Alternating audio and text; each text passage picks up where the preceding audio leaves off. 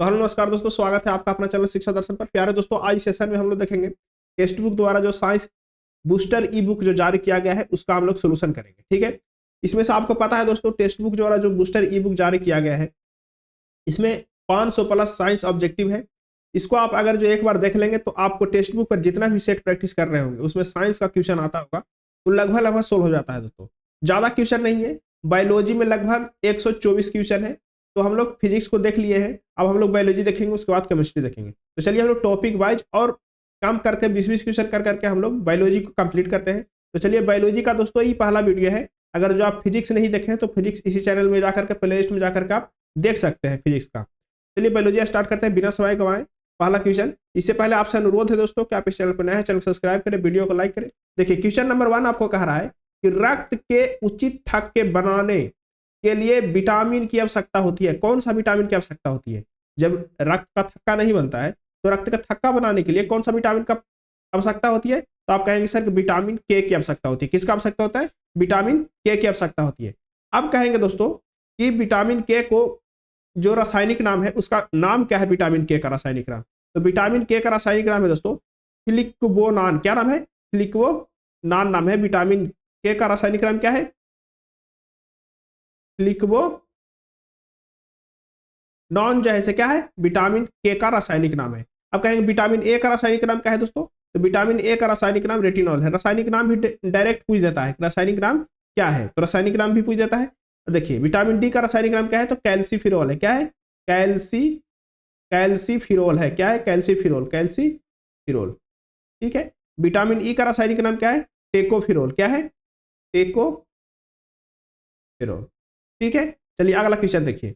अगला क्वेश्चन देखिए, question number 2। Question number 2 कह रहा है आपसे कि प्राथमिक चिकित्सा पेटी में पैरासीटामोल पाया जाता है। मतलब कि प्राथमिक चिकित्सा जो बॉक्स होता है दोस्तों उसमें पैरासीटामोल पाया जाता है। तो इन दवाओं का क्यों मतलब कि लिया जाता है, क्यों रखा जाता है प्राथमिक चिकित्सा में? ऑप्शन ए में कह रहा है कि अस्थमा की राहत दिलाने के लिए। ऑप्शन बी में कह रहा है फीवर और एलर्जी के लक्षणों के कम करने के लिए। देखिए दोस्तों, फीवर को तो कम करता है पैरासीटामोल, आप भी जान रहे होंगे, जनरली फीवर की ही दवा है। लेकिन एलर्जी के लिए उपयोगी नहीं है दोस्तों, एलर्जी के लिए उपयोगी नहीं है। चलिए अगला ऑप्शन देखिए, कर ऑप्शन सी में कह रहा है कि अपचयी और नाराजगी को कम करने के लिए। ये तो हो ही नहीं सकता है। हल्के दर्द कम करने और उच्च तापमान बुखार को कम करने के लिए। ऑप्शन डी सही है दोस्तों। मतलब कि आपका शरीर में दर्द है और बुखार है आपको, तो इसके लिए आप किसका प्रयोग करते हैं? तो कहें सर पैरासीटामोल का प्रयोग करते हैं। चलिए क्वेश्चन नंबर 3 देखिए, कह रहा है कि खड़े होकर पीठ के नीचे हिस्सों में, जैसे मतलब कि आप खड़े हो गए दोस्तों, कोई भी व्यक्ति है वो क्या है? खड़ा है। ठीक है।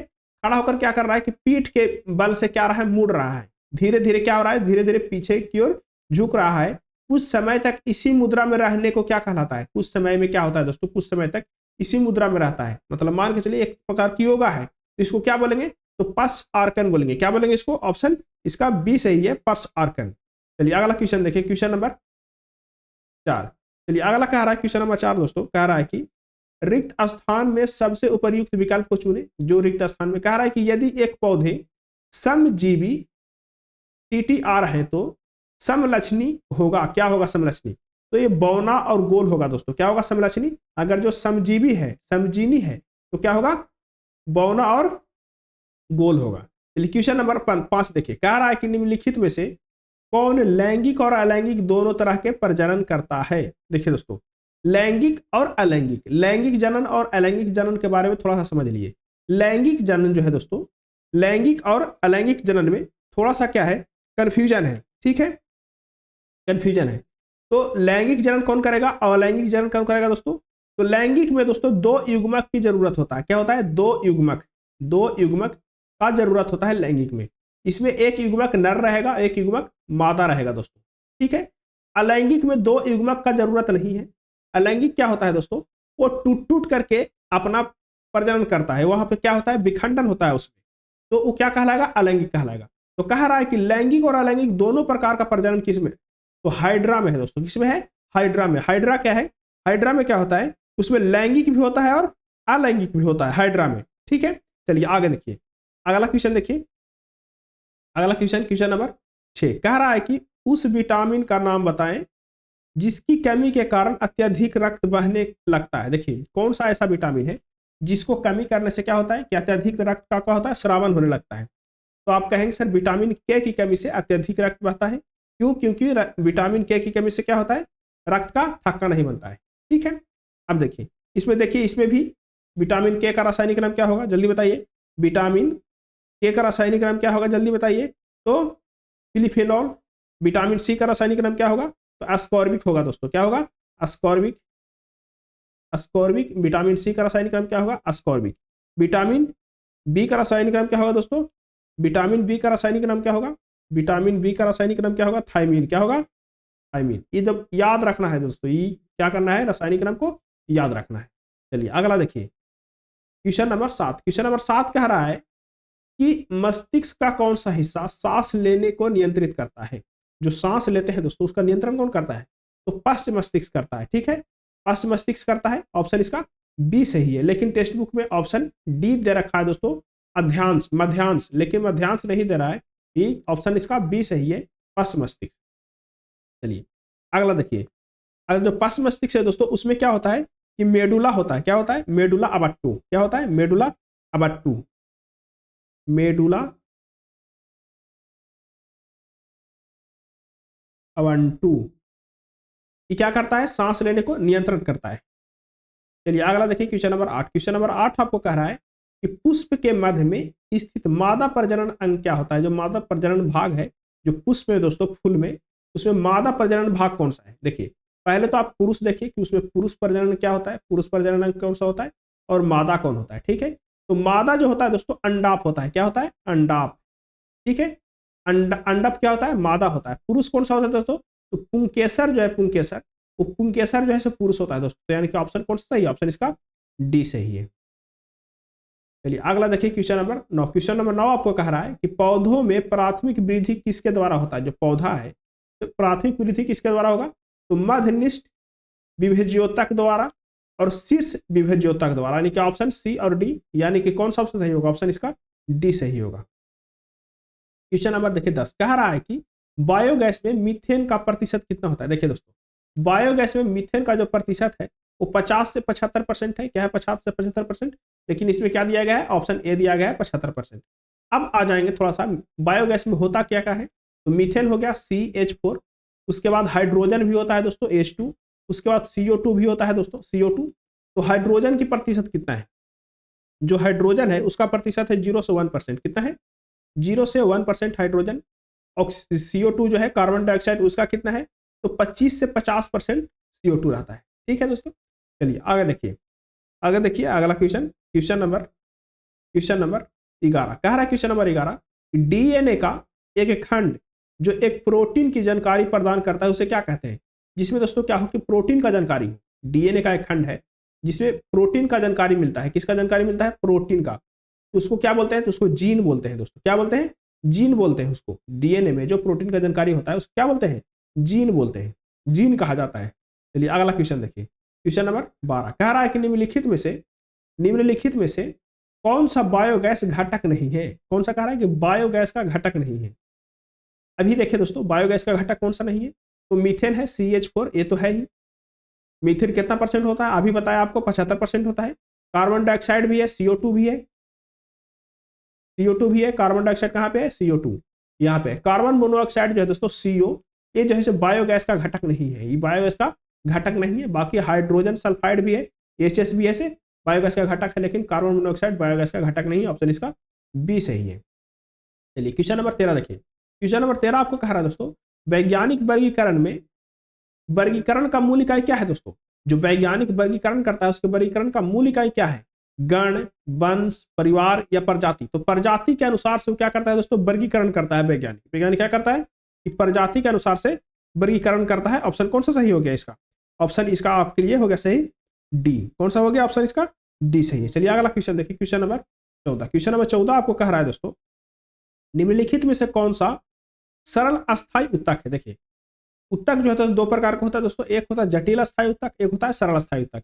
तो कौन सरल अस्थायी उत्तक है, कौन जो है सरल अस्थायी उत्तक है, इसमें निम्नलिखित में से कौन सरल अस्थायी उत्तक है उसके बारे में चर्चा कीजिए। निम्नलिखित में से कौन सरल अस्थायी उत्तक है। देखिए जाइलम, जाइलम जो है दोस्तों सरल अस्थायी उत्तक नहीं है, यानी कि जटिल का हर पूछ रहा है। क्या पूछ रहा है कि जटिल अस्थायी उत्तक कौन सा है? तो जाइलम जो है दोस्तों जटिल अस्थायी उत्तक है। क्या है जटिल अस्थायी उत्तक? ये पेड़ पौधों में जल का वहन करता है दोस्तों। किसका करता है? जल और खनिज का वहन करता है पेड़ पौधे में। ये क्या है? जटिल अस्थायी उत्तक है। कौन सा है? जटिल अस्थायी उत्तक। जटिल अस्थायी उत्तक। ठीक है, चलिए अगला देखिए क्वेश्चन नंबर 15। क्वेश्चन नंबर 15 कह रहा है दोस्तों निषेचन के परिणाम स्वरूप किसका निर्माण होता है? जब निषेचन जो होता है दोस्तों, जब निषेचन होगा उसके परिणाम स्वरूप किसका निर्माण होगा? निषेचन के परिणाम स्वरूप किसका निर्माण होगा? तो युग्मज का निर्माण होगा दोस्तों। युग्मज का निर्माण होगा, युग्मज का निर्माण होगा निषेचन के परिणाम स्वरूप। और आगे जाकर क्या बन जाएगा दोस्तों? जब युग्मज भी आगे बढ़ेगा तो क्या बनेगा? भ्रूण बन जाएगा। क्या बन जाएगा? भ्रूण बन जाएगा। ठीक है, चलिए अगला क्वेश्चन देखिए क्वेश्चन नंबर 16। क्वेश्चन नंबर 16 आपको कह रहा है कि वैसे अंग जिनकी मौलिक संरचना तो एक समान होती है परंतु उनके द्वारा किया जाने वाला कार्य क्या होता है? भिन्न होता है। देखिए दोस्तों एक ऐसा अंग है जिसमें क्या होता है कि मौलिक संरचना जो है उसका क्या होगा?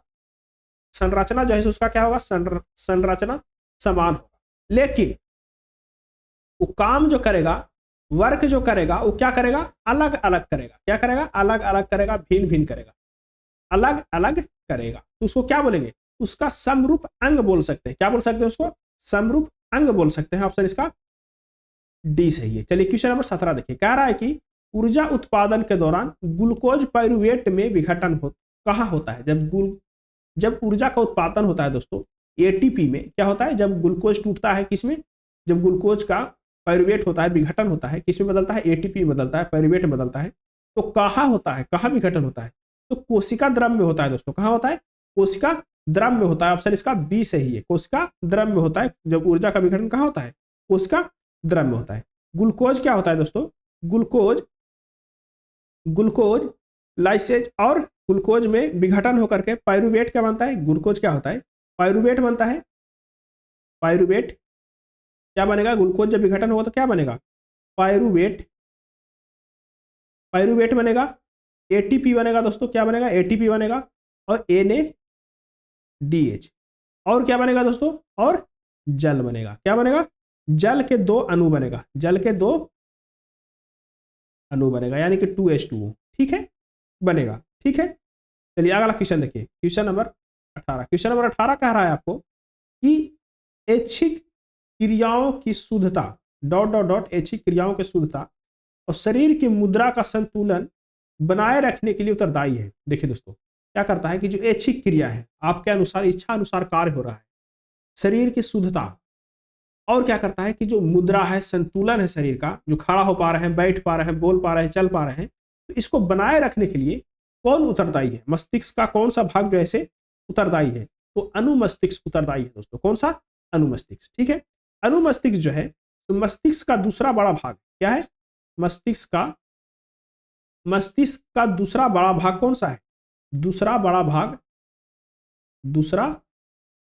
बड़ा भाग मस्तिष्क का दूसरा बड़ा भाग कौन सा है? तो कहेंगे सर कि अनुमस्तिष्क है। कौन सा है? अनुमस्तिष्क है। मस्तिष्क का दूसरा बड़ा भाग कौन सा है? तो अनुमस्तिष्क है। ठीक है, ये क्या करता है? मुद्रा संतुलन बनाए रखता है शरीर का। ठीक है, अनुमस्तिष्क जो है दोस्तों ऐच्छिक पेशियों की गति में नियंत्रण करता है। क्या करता है? जो ऐच्छिक पेशी है, क्या है? ऐच्छिक पेशी, जैसे हाथ हिला रहे हैं हम, बोल रहे हैं, चल रहे हैं, ये सब ऐच्छिक पेशी है। इसको क्या करता है? नियंत्रण में रखता है। कौन? अनुमस्तिष्क। चलिए अगला क्वेश्चन देखिए क्वेश्चन नंबर 19। क्वेश्चन नंबर 19 कह रहा है दोस्तों जो पराग कण है किससे बनाए जाते हैं? जो पराग कण है वो किससे बनाए जाते हैं? तो आपको पता है जो पराग कण जो है वो किससे बनाए जाएंगे? किससे बनाए जाएंगे? तो पराग कोष से बनाए जाएंगे। किससे बनाए जाएंगे दोस्तों? पराग कोष से बनाए जाएंगे पराग कण। ऑप्शन इसका ए सही है। ठीक है, पराग कोष जो है पुंगेसर का वह हिस्सा है जहां क्या होता है? पराग उत्पन्न होता है। जो पराग कोष है, पराग कोष कहां पर होता है? ये पुंकेसर का वह हिस्सा है जहां क्या होता है? जहां पराग का उत्पन्न होता है। जहां क्या होता है? जहां पराग का उत्पन्न होता है। ठीक है, अब देखिए अगला क्वेश्चन देखिए क्वेश्चन नंबर 20। क्वेश्चन नंबर 20 देखिए क्वेश्चन नंबर 20। क्वेश्चन नंबर 20 कह रहा है दोस्तों कि किस कोशिका अंगक को कोशिका का स्वामी कहा जाता है? कोशिका का कौन सा अंग है दोस्तों, उसको क्या बोलते हैं? कोशिका का स्वामी बोलते हैं, कोशिका का मस्तिष्क बोलते हैं। तो कौन सा अंग है? कोशिका का स्वामी, कोशिका का मस्तिष्क, किसको बोलेंगे? तो केंद्रक को बोलेंगे दोस्तों, न्यूक्लियस को बोलेंगे। किसको बोलेंगे? न्यूक्लियस को, केंद्रक को बोलेंगे। कोशिका का स्वामी, कोशिका का मस्तिष्क भी बोलेंगे केंद्रक को। केंद्रक क्या है दोस्तों? केंद्रक एक पीढ़ी से दूसरी पीढ़ी तक चरित्रों का हस्तांतरण करता है। क्या करता है दोस्तों?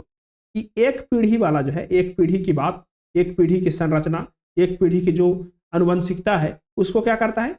दूसरी पीढ़ी तक, दूसरी पीढ़ी तक, दूसरी पीढ़ी तक, दूसरी पीढ़ी तक क्या करता है? उसको हस्तांतरण करता है, हस्तांतरण करता है। ठीक है। और क्या करता है? और क्या करता है दोस्तों? केंद्रक कोशिका के अंदर होने वाले सभी जीवन कार्यों क्या करता है? जितना भी जीवन कार्य है, जीवन कार्य है कोशिका के अंदर, उसको नियंत्रित करता है। क्या करता है? नियंत्रित करता है। कौन करता है? कोशिका करता है। और क्या करता है?